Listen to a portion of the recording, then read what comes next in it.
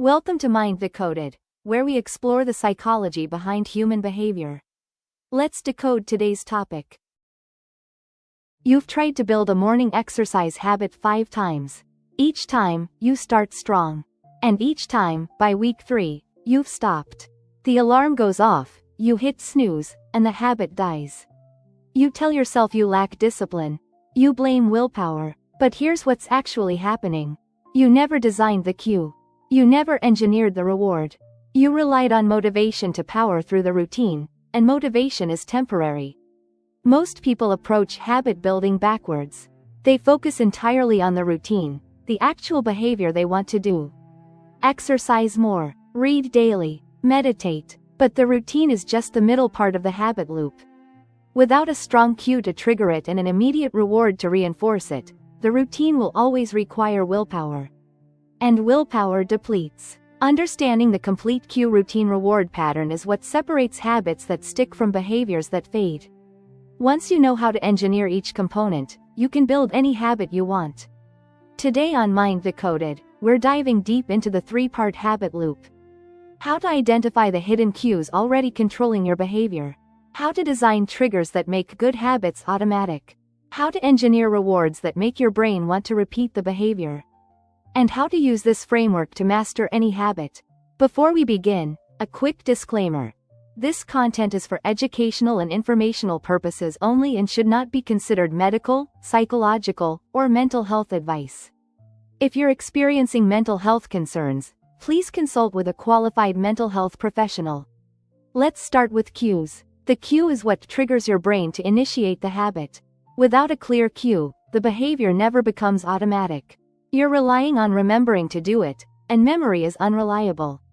Researcher B.J. Fogg identified 5 categories of effective cues: time, location, preceding action, emotional state, other people. Time-based cues are specific times like 7 a.m. or bedtime. Your brain associates specific times with specific behaviors. Location-based cues are environmental triggers. Walking into your kitchen might trigger snacking. Your brain has linked these locations with specific routines. Preceding action cues are existing habits that trigger new ones. After I pour my coffee is a preceding action cue.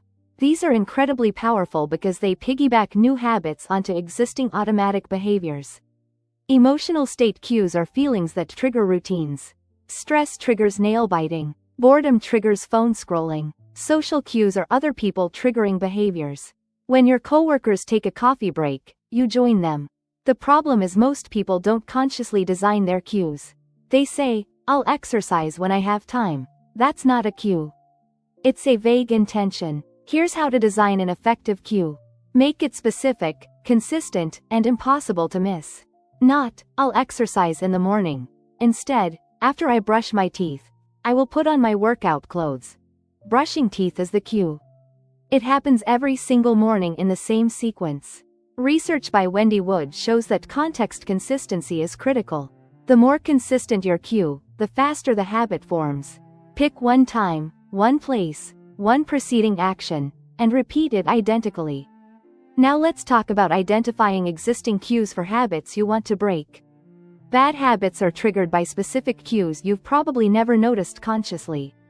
To identify the cue, track the behavior for 3 days. Every time you engage in the unwanted habit, write down what time it is, where you are, who else is present, what you just did, and how you feel emotionally. After 3 days, patterns emerge. You'll notice you always check social media at 2 p.m. when you're at your desk after finishing lunch while feeling bored. That's your cue pattern. Once you know the cue, you can either eliminate it or use it to trigger a different routine. At 2 p.m. after lunch when boredom hits, instead of checking social media, you take a 5-minute walk. Same cue, different routine. Now let's move to the routine, the actual behavior.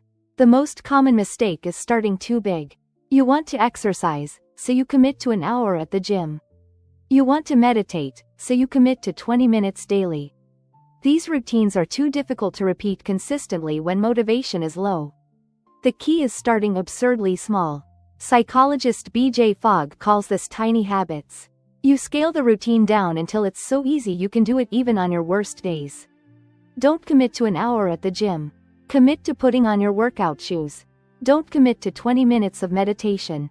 Commit to taking 3 conscious breaths. This sounds too small to matter. But you're not trying to get a great workout. You're trying to build the habit loop in your brain. You're teaching your basal ganglia to automate the behavior. And automation requires repetition. Small routines get repeated. Big routines get skipped. Once the tiny routine becomes automatic, you can expand it. Add 1 minute of exercise. Then 5. Then 10. The habit is already formed. You're just increasing the scope. Here's why this works. Every time you complete the routine, you're proving to yourself that you're someone who does this behavior. You're building identity. After 60 days of putting on your workout shoes every morning, you see yourself as someone who exercises. Now let's talk about rewards. The reward is what makes your brain want to repeat the behavior. Without an immediate reward, the habit won't stick. The problem is most worthwhile habits have delayed rewards. You exercise today, but you don't see muscle growth for months. Your brain doesn't connect the routine to these distant outcomes. So you need to engineer an artificial immediate reward. After completing the routine, you give yourself something pleasurable right away. This can be as simple as checking off a box on a habit tracker. Or you pair the routine with something you already enjoy. You only listen to your favorite podcast while exercising. The enjoyable activity becomes the reward. Psychologist B.J. Fogg emphasizes celebration as a reward. After completing the routine, you deliberately create a positive emotion. Smile. Say, yes, out loud. This triggers a dopamine release that reinforces the habit loop. The critical rule is the reward must be immediate. Within seconds of completing the routine. This is what trains your basal ganglia to automate the behavior. Here's a complete example of engineering a habit loop. You want to build a daily meditation practice. Cue. After I pour my morning coffee, I will sit in my meditation chair. The coffee is your preceding action cue. It's specific and consistent. Routine. I will take 3 conscious breaths. Not 20 minutes. 3 breaths. This is small enough to do even when you're rushed or tired. Reward. After 3 breaths, I will take my first sip of coffee while still sitting. The coffee becomes the reward, and you only get it after completing the routine. This loop is designed for automation. The cue is impossible to miss. The routine is absurdly easy. The reward is immediate and pleasurable. After 60 days of this pattern, sitting in your meditation chair after pouring coffee becomes automatic. Then you can expand from 3 breaths to 5, then 10, then 20. Now let's talk about what breaks habit loops. Even well-designed habits can fail under certain conditions. Context changes destroy habits. When you travel or move homes, your cues disappear. You have to consciously rebuild the habit in the new context. Decision fatigue weakens habits. If you're relying on willpower to resist temptation all day, by evening you don't have mental energy to execute your habit routine. Inconsistency prevents automation. If you skip your habit on weekends, you're building a 5-day pattern that resets every week. True habits happen daily. Here's how to troubleshoot a failing habit. If you keep skipping the routine, the cue isn't strong enough or the routine is too hard. Make the cue more obvious or the routine smaller. If you complete the routine but it never feels automatic, you're missing the immediate reward. Now here's what the cue routine reward framework doesn't do. It doesn't make difficult behaviors feel easy. Even with perfect habit design, some routines will always require effort. It also doesn't eliminate the need for motivation entirely. Motivation gets you started. Habit design takes over once the behavior becomes automatic. And this framework doesn't work for behaviors that lack consistency. If your schedule is completely chaotic, building stable habits is extremely difficult. You're not failing at habit building because you lack discipline. You're failing because you never designed the complete loop. You focused on the routine while ignoring the cue and reward.